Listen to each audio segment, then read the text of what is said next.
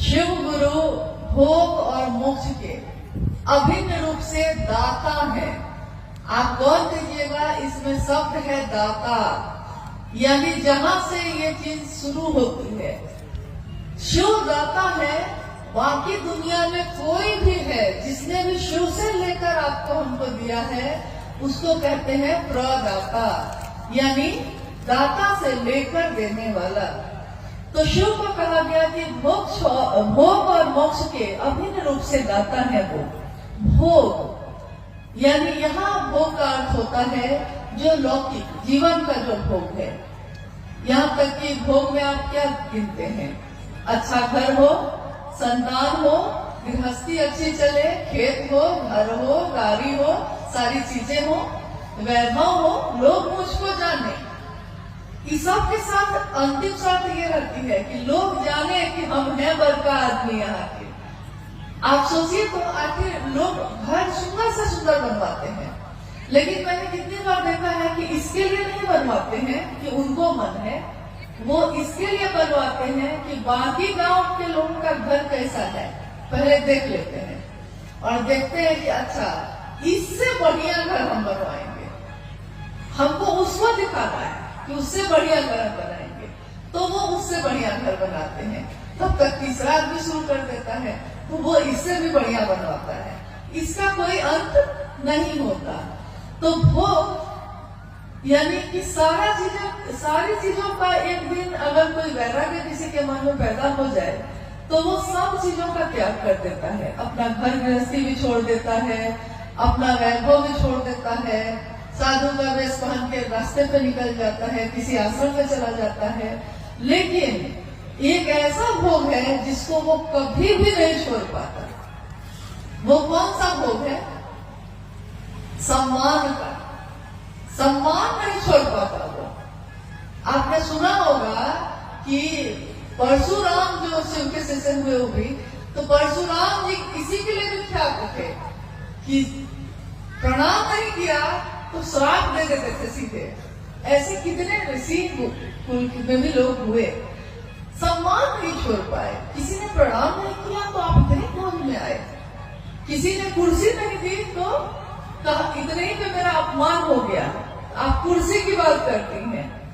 एक बार उस समय संयोजक पद हुआ करते थे गुरु भाई गुरुमानों के बीच, तो बिहार से कुछ गुरु भाई लोग साहब के पास आए हुए थे। साहब उस समय पटना में रहते थे।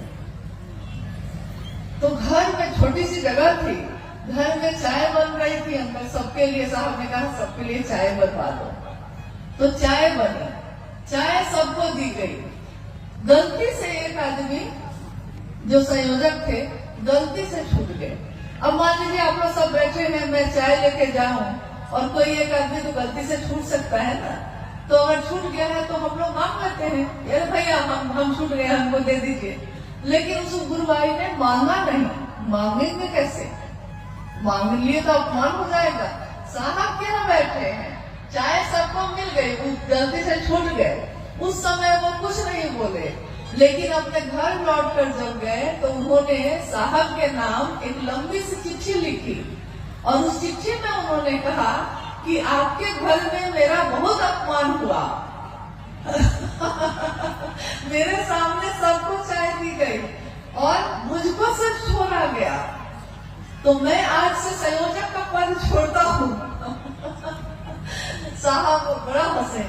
उन्होंने कहा कि बताओ, महादेव की बात करने वाले का मन इससे एक चाय की प्याली से टूट गया। मतलब छोटी सी बात पे बरसों के याराने गए।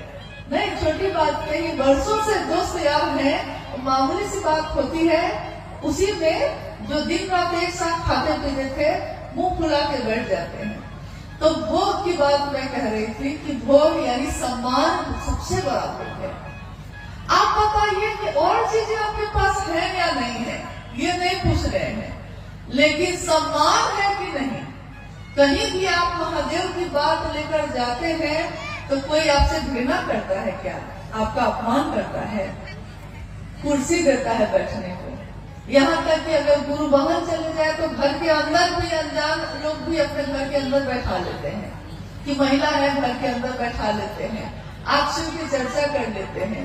गुरु भाई कहीं जाते हैं तो दरवाजे पे गांव के लोग जुट जाते हैं, अरे इनको चाय पिलाओ, कितना सुंदर बात कर रहे हैं, महादेव की बात कर रहे हैं, तो चाय पिलाओ, खाना खा के जाइए भाई जी। यानी जहां कोई पूछता भी नहीं था मुझको, इसी रास्ते से काका कितनी बार गुजर जाते, क्यों कोई मेरे रहने की व्यवस्था करता, क्यों कोई मेरे लिए खाना बनाता। लेकिन इससे बड़ा भोग और क्या होगा इस धरती पे? सम्मान। गुरु भोग देते हैं, गुरु के नाम पे शिष्यों को सम्मान मिलता है, मोक्ष देते हैं। मोक्ष मतलब मुक्ति, जन्म और मरण के चक्र से मुक्त हो जाना, मोक्ष प्राप्त कर लेना, यानी बार बार जन्म नहीं लेना पड़ेगा, क्षण में ही मिल जाए।